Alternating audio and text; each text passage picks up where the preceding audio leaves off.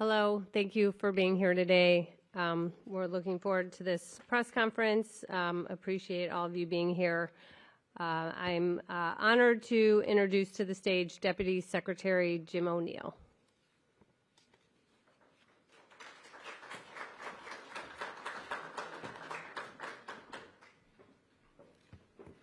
Thank you, Stephanie. HHS is honored to host today our friends in the Department of Justice.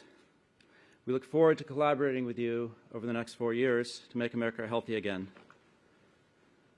We're also honored to welcome Senator Mullen, who has been a wonderful friend of this department from the Health Committee. I've had the pleasure of working with many people on the frontier of innovation, healthcare, innovation in government, innovation in business, working to make things better. But not all innovation is positive. Dark innovations in chemistry have exacerbated the addiction crisis in this country. Synthetic opioids like carfentanil, and the substance we're here to take action on today, 7-hydroxymetragenine. 7-OH carries a high risk of addiction on purpose. It is a powerful opioid agonist, many times more potent than morphine. We've seen a disturbing rise in reports of overdoses, poisonings, and emergency room visits linked to products containing 7-OH. These substances are often sold online or in convenience stores with no quality control, no dosage control, and no warnings. This is a recipe for public health disaster. Young people, veterans, and people who suffer from chronic pain or addiction are being misled into thinking that these are safe alternatives. They're not. Here at HHS, we're committed to gold standard science, safety, and compassion. We know people are looking for relief, but that relief must be grounded in reality. We owe it to the American people to act decisively, and that's what we're doing today, initiating a process to schedule 7-OH as an illicit substance. To share more, I'd like to welcome to the stage my good friend and colleague, the Commissioner of Food and Drugs, Dr. Marty Makary.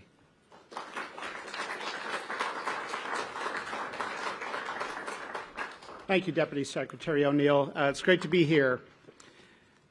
7-OH is not just like an opioid. It does not just have opioid binding properties. 7-OH binds to the mu receptor, which means scientifically, by definition, it is an opioid. And yet it is sold in vape stores, in smoke shops, in convenience stores, and gas stations that are popping up all over the United States, and nobody knows what it is. It is a synthetic concentrated byproduct of kratom. Our focus is not on kratom. Our focus is on 7-OH, which, according to the Journal of Medical Chemistry, is 13 times more potent than morphine. We have a history in public health of being asleep at the wheel. 30 years after cigarettes were widely used, then we started raising public health concerns. After heroin, crack, cocaine, and other street drugs became popular, about 10 years later, the medical establishment and public health community responded. 18 years after the approval of OxyContin by the FDA, we woke up to a terrible crisis that may have killed almost 1 million Americans. And then again, right afterwards, with fentanyl. We have a history of being asleep at the wheel. For the sake of our nation's children, let's not get caught flat-footed again. Public health is supposed to prevent disasters, not just clean them up after they killed thousands and thousands of people. Why do we get caught flat-footed time and time again? In my opinion, it's because of a disconnect between the ivory towers and the streets. Have experts been to the vape stores? It affects what we see in the operating room. I learned from living and working in inner-city Baltimore that you have to be proximate to a problem to understand it. We can't just talk about it on panels at medical conferences and in the ivory towers of the medical establishment. I saw on the streets of Baltimore how some of my patients that I would bump into switched from the prescription opioid that I would prescribe to heroin because they couldn't afford the copay. I've been surprised going to these vape stores at what I'm seeing. First of all, roughly 85% of the vape products are illegal vape products. We know that because the FDA publishes a list of legal vape products, and no cutesy, fruity flavor designed to appeal to children or a video game vape product device is legal or approved by the FDA. I've been surprised at the candies and gummies and drinks and ice cream cones. Here's one drink with 7-OH in it. There are other products that get added to drinks. Do we understand what 7-OH is at public health scale? Let's not get caught flat-footed again. We're not targeting the kratom leaf or ground-up kratom. We are targeting the concentrated synthetic byproduct that is an opioid. The Trump administration is deeply committed to preventing another wave of the opioid epidemic. And this is deeply personal for many people. It's deeply personal for the Secretary of Health and Human Services, who will share how at a young age he struggled with addiction. It's personal for a family friend, a good family with a good kid who is addicted, knows they're addicted, wants to stop their addiction, but can't stop. That story is going on all across the United States, and we don't have research or numbers or statistics on the scale of that problem. Let's not allow another wave of the opioid epidemic to catch us blindsided again. I've met some of these families. Let's be honest, there's also a lot we don't know. This may be the calm before the storm. It may be the tip of the iceberg, but let's be aggressive and proactive. Today, the FDA is announcing that we are initiating action to recommend scheduling of 7-OH as a controlled substance by the DEA. We are also releasing a report on 7-OH to educate the public, including the other names it goes by. And finally, we need to educate the public, including the medical community. I've talked to many doctors who don't know what 7-OH is. We need to be proactive so we don't get caught blindsided again. Thank you very much.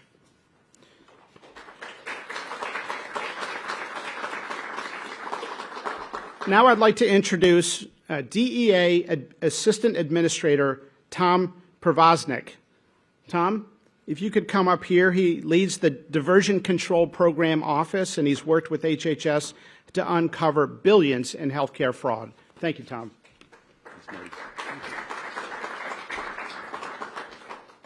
Good morning, and thank you all for being here. Let me start by saying DEA's mission is to protect the public health and safety, period. That means taking action when dangerous, unregulated substances threaten American lives. DEA just received the Department of Health and Human Services formal recommendation for 7-hydroxide mitragynine, and now that we have it, we'll review it expeditiously, thoroughly, and in accordance with the law. We don't play politics with science, and we don't cut corners when it comes to public safety. DEA is the agency charged with making the final scheduling decisions under the Controlled Substances Act. But we don't act alone. We rely on HHS and the FDA to conduct rigorous, science-based evaluations, including the 8-factor analysis that considers abuse potential, medical use, and public health risks.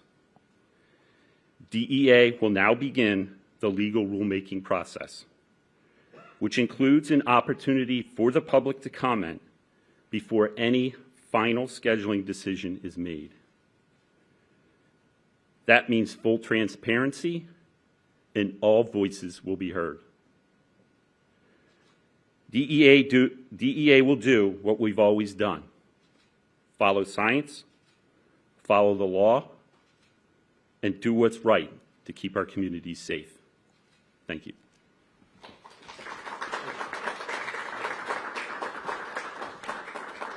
Thank you, Tom. One of the dangerous things about 7-OH is how much confusion it can cause. Many 7-OH products are marketed as kratom extracts or enhanced kratom. But in reality, they are the concentrated synthetic potent form. That is an opioid. Our next speaker, Melody Wolf, Melody, come on up here, has experienced suffering looking for pain relief, and she's going to share a bit about her story and how the dangerous 7-OH product affected her life. Thank you, Melody.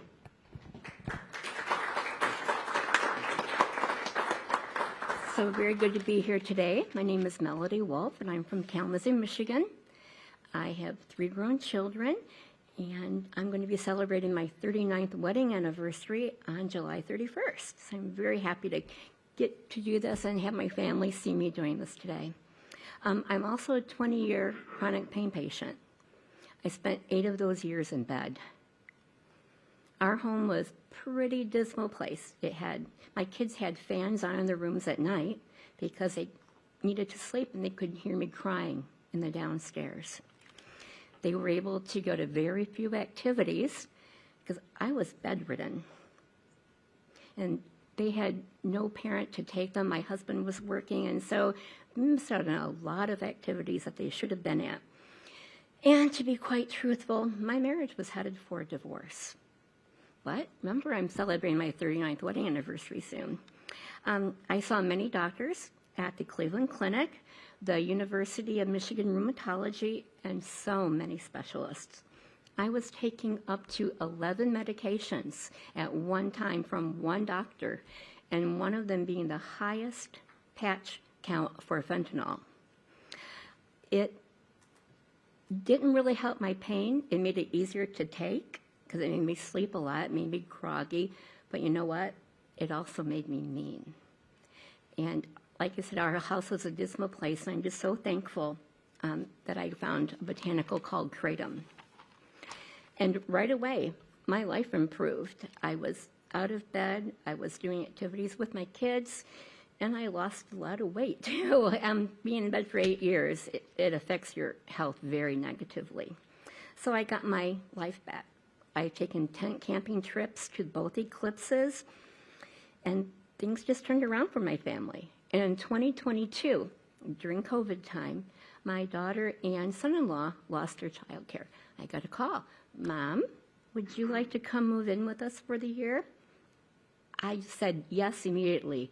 Don't you have to ask Dad?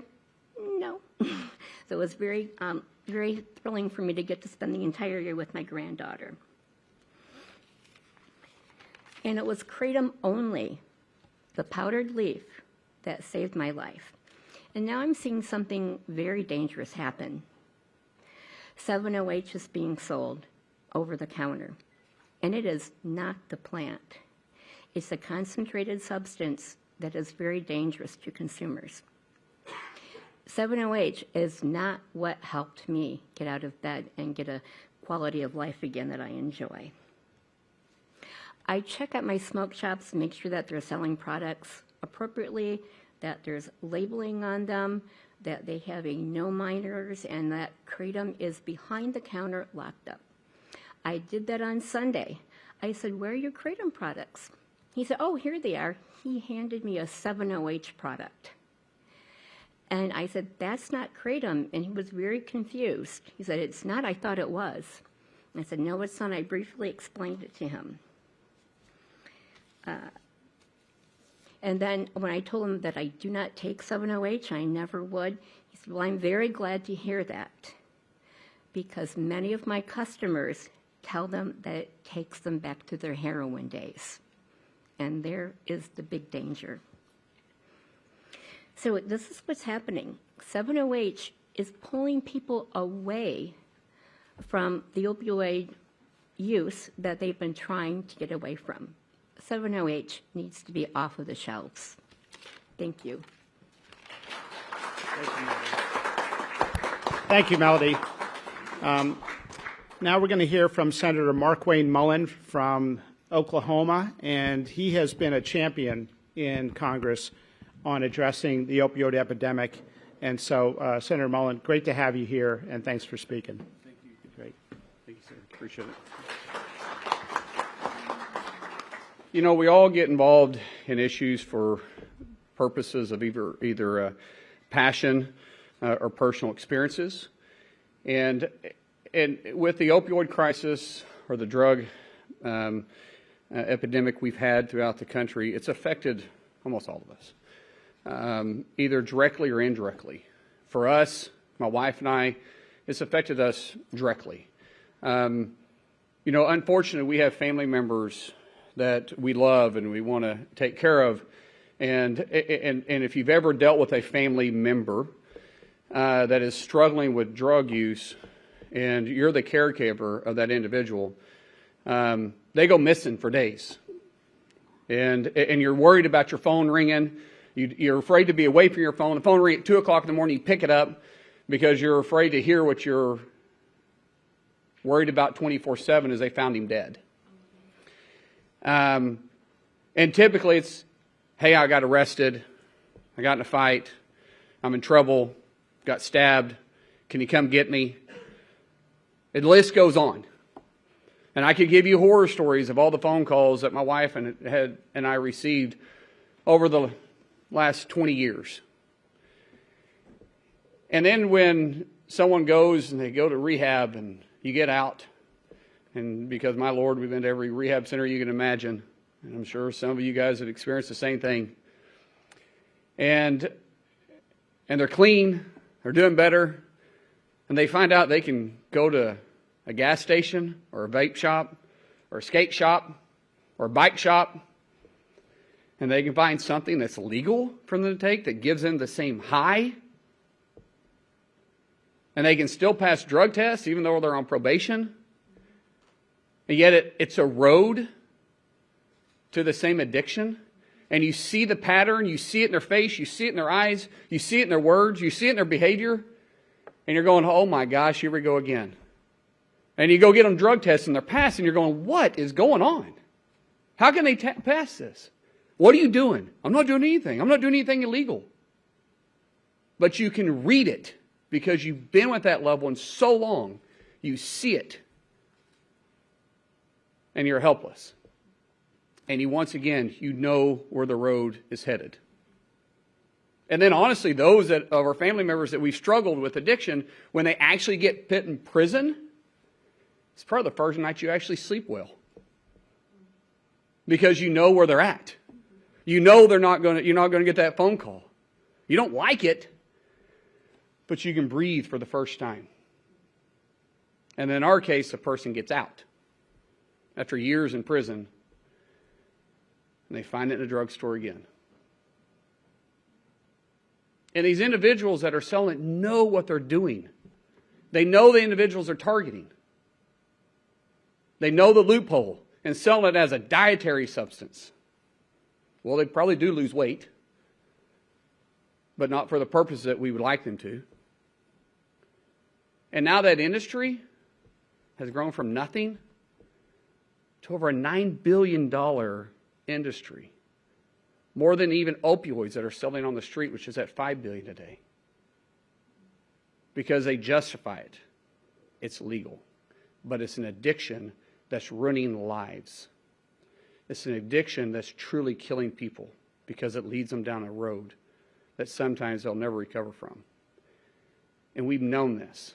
And for the first time, we have a secretary that not only has a backbone to do something about it, but he does it because he has personal experience. He understands addiction better than probably any of us in this room. And it takes somebody like that understands the danger that this causes to stand up and push against this, I say, illegal industry, because they're using every loophole they possibly can. And once again, selling it as an energy drink or a dietary, but yet the packages look like it came off the shelf of a cereal box or a candy bar or one of their favorite Mountain Dew drinks. The list goes on. They know who they're targeting. And so, Secretary Kennedy, thank you for standing up and actually doing something about this. Because this isn't anything new. This has been around for years. But without your leadership, this would never happen. So, from my family, And every single family that has dealt with this, God bless you and thank you.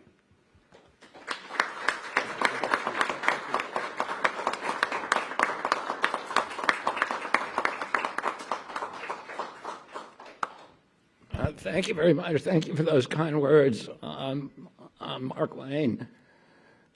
Thank you to Jim O'Neill, to Tom Przosnik, to Marty McCary, and to Wendy as well. Thank you for that, for sharing your story. I spent 14 years a heroin addict, and I've been 43 years in recovery. And so I spent a lot of time talking about addiction and reading about it. And typically in most societies, you have about 10% of the population that suffers from addiction. But when there is availability, that can become a crisis. And you can have, for example, in Yemen, virtually 100% of the adult population is addicted to khat, because it's available on every corner. And my addiction started because of, let me say this, it was precipitated by availability. In April of 1968, 3 months before my dad died, the French Connection, the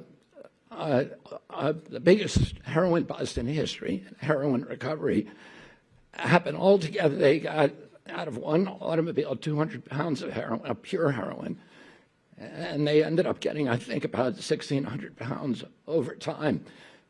That heroin was then stolen from the evidence locker room in the Manhattan DA's office, and it was distributed on the streets of New York. And for several years, there was $2 heroin, so it was available in deuces. And there were people on every corner in Harlem, every corner in the Lower East Side who were selling $2 heroin. And 72nd Street in Central Park, there were over 100 dealers selling it at that time. And, you know, I had iron willpower in other parts of my life. I gave up candy for Lent when I was 13. I never ate candy again until I was in college. I gave up desserts for Lent the following year, and I never had another dessert till I was playing sports in college and trying to bulk up for sports. I felt I could do anything with my willpower, but this compulsion was absolutely impervious to my will. And part of the problem was just the availability. It was too easy to get this drug for me. And if you look at the waves of addiction that Marty talked about throughout history, they're all precipitated by availability. Morphine was invented in 1803, and during the 1880s and 1890s, there was an addiction crisis in this country. One, because of the availability of opium that was coming in through immigrant supply trains, and the other was there was a lot of Civil War veterans who had become addicted, and it was widely available. Cocaine was available in medicinal drinks and in popular drinks like Coca-Cola. And Congress, in response to that crisis, made heroin and cocaine illegal in 1914. And we had a break from it for many, many years. And then the drug culture began in the 1960s, where it was psychedelics, et cetera. But the real addiction crisis began after 1969, when that heroin became available. And you got a whole generation that was hooked on that. And then in 1970, Congress again acted to criminalize heroin possession. And we got a little bit of freedom until the 1980s, when there was the drug cartels in Mexico and elsewhere developed supply lanes through the Bahamas and Mexico that the DEA was not ready for at that time. There were huge surpluses of cocaine in our country, and the drug dealers figured out a way to market it very cheaply through a new form of cocaine called crack. And throughout the 80s and 90s, we had the crack crisis in our country because of the availability. And then in 2000, we had the oxycodone crisis because suddenly opiate pills were available partly because of the agency capture at FDA that Marty is now dismantling. And with that, FDA's action abetted that crisis. And so when we have that availability, it turns into a national crisis. And we're still losing 80,000 kids a year. 3 years ago, we lost 106,000 kids to addiction. That's double the number of children that died, of American kids who died during the 20-year Vietnam War. It's 2 Vietnam Wars worth of casualties a year from this crisis. And as Mark Wayne said, all of us are touched. President Trump is touched. His family also suffered from addiction. My family, I lost a brother to this disease. I lost a niece during COVID, a niece who I raised in my house, who was like a daughter to me. I lost another niece to injuries, who's now a quadriplegic because of this disease. But all of our families are touched, every American family. The financial cost to our country is in the trillions, and what we're determined to do is to avert a 4th wave of addiction. You know, I became an addict because it was so available, but I still had to go to Harlem, or I had to go to the South Bronx, or I had to go to the Lower East Side. And now you can go to any gas station. And the people who are marketing these drugs, we were met with Pam Bondi yesterday talking about this issue, and with these people from the DEA. And they showed us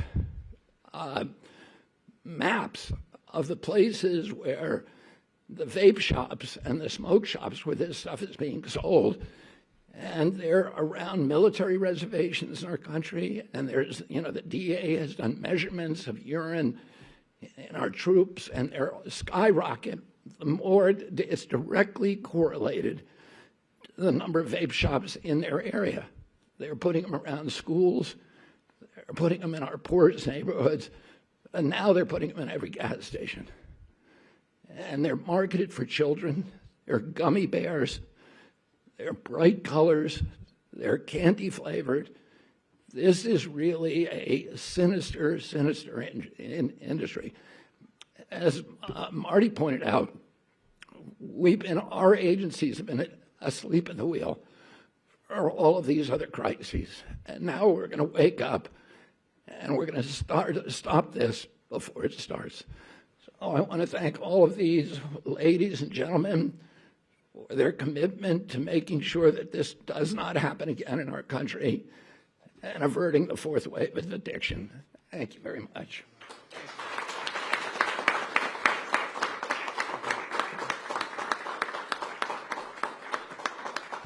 Thank you, Secretary Kennedy. We're now going to take questions from the press. If you can please keep your questions to the reason we're here today, and also give your first name, last name, and outlet. We have a microphone for you. David Lim with Politico. Thanks for taking my question. In 2018, former FDA Commissioner Scott Gottlieb said FDA scientists conducted an analysis suggesting that kratom compounds had opioid-like properties. And he said that there is, quote, no evidence to indicate kratom is safe or effective for any medical use. I know the FDA's warning letters and the actions today are concentrated on concentrated 7-OH products, but does the government today believe kratom itself is safe to consume? And then secondly, the DEA previously attempted to temporarily schedule 7-OH in 2016 before backing off after receiving public blowback. Is the Trump administration prepared to finalize the scheduling process, even if it receives similar concern now? So, first of all, we're not prepared to say anything is 100% safe, especially when it has psychoactive properties. But what we are saying is that our focus is on synthetic concentrated kratom. And you point out a good point, and that is that if we talk about all 7-OH, then we're not distinguishing to the public the risk stratification of the synthetic concentrated from the trace amounts of 7-OH that naturally appear in the kratom leaf and have for centuries and have been used in teas and other things. So our scheduling recommendation will delineate trace amounts from synthetic concentrated amounts? Great question. Thank you.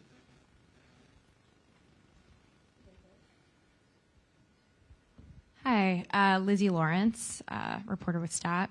I'm curious how many, if there are any known cases there are of 7-OH being recorded as the sole cause of a fatal overdose. We have terrible statistics because if somebody comes in with 7-OH overdose, I'm not even sure a doctor would know to ask about 7-OH. Very few doctors I've spoken with know what's in these vape stores or know what 7-OH is. I've had to explain it to the dozen or so doctors I've talked to. So I think we're just starting to understand. It's very, very reminiscent of when we prescribed opioids to patients who didn't need them after minor surgical procedures, or too many opioids for those who did need an opioid. And we would notice some people were coming back for refills at a very high rate, but we hadn't put the two together because we hadn't recognized the addictive nature. So we need better statistics. There is a commitment from NIH to do some research to try to understand this, but this is not something where, after 50,000 Americans have died from it, we want to start that process. Thank you, Lizzie. Hi, Sarah Overmall, CNN. To David's question, what kind of regulation and guidance or scientific evaluation could we see in the future about natural kratom? Look, I think there have been physicians who have had concerns about some claims around natural kratom. We have to prioritize what we work on. So we are going after the killer first, which is the synthetic concentrated kratom, and then we can look into that other question. But we think it's night and day in terms of the public health risk. Thank you.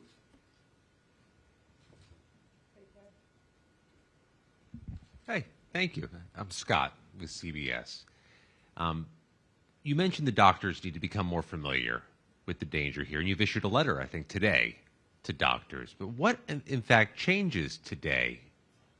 I'm sorry, are you issuing a new regulation? Are you going to do the scheduling? What actual change is HHS affecting today? Yeah, so great question. Thank you for that. So a couple things. One, we're issuing a report, an FDA report on 7-OH, explaining it.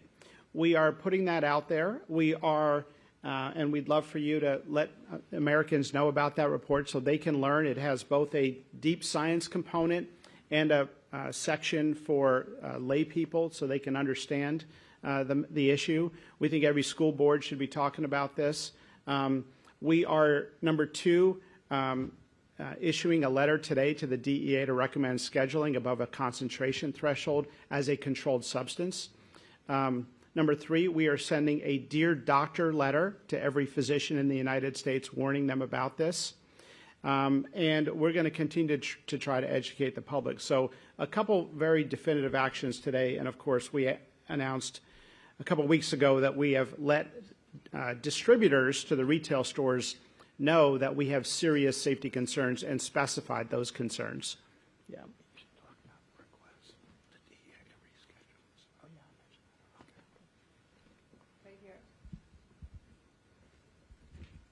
Hi, Margaret Manta with Notice.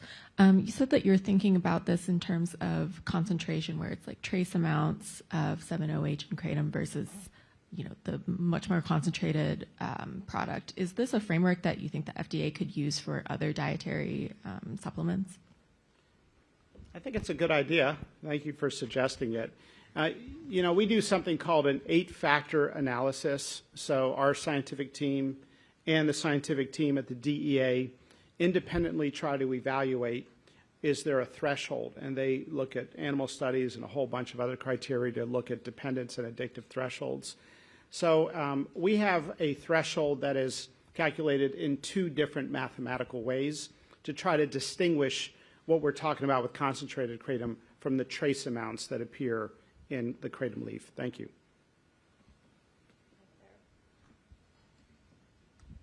Thank you, Katrin Asaf, Gray Media.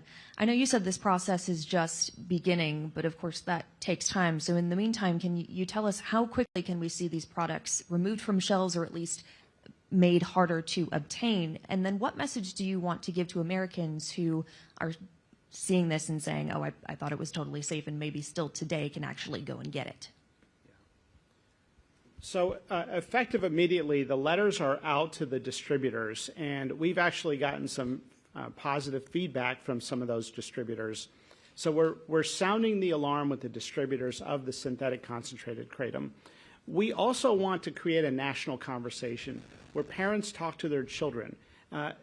Kids are sometimes using these substances and the parents don't know, and sometimes the kids are using it and they don't actually know what's in these substances. So this is a time, as with other new addictive substances that enter the United States, for us to have these conversations. And I hope school boards, places of worship, all talk about the illegal substances in these vape and smoke shops and gas stations. Thank you. Hi, Liz White with the Wall Street Journal. Also very present in smoke shops and vape shops are high-potency cannabis products and synthetic cannabis products such as Delta-9, Delta-8, THCA, high THC products. And these have been linked in the medical literature already to psychosis. Is there a reason that this kind of well-established smoke shop problem is not something you're going after? So I personally, in my writings as a physician, in my statements, and also the Department of Health and Human Services, have expressed serious concerns about people using these cannabis products. We don't want kids to use them. Cannabis use disorder is a real thing, and as you appropriately mentioned, there are now studies linking it to psychosis and even cardiovascular problems. So that is an entirely separate public health campaign, and it's an important issue. Thank you. Okay, last question right here. Thank you. Amanda Seitz with the Associated Press. I was wondering if you could say what class you're recommending that it be scheduled and how quickly you're expecting the DEA to act. Class 1, it is an opioid by definition. It will be ultimately up to the DEA to decide. Thank you. Thank you so much.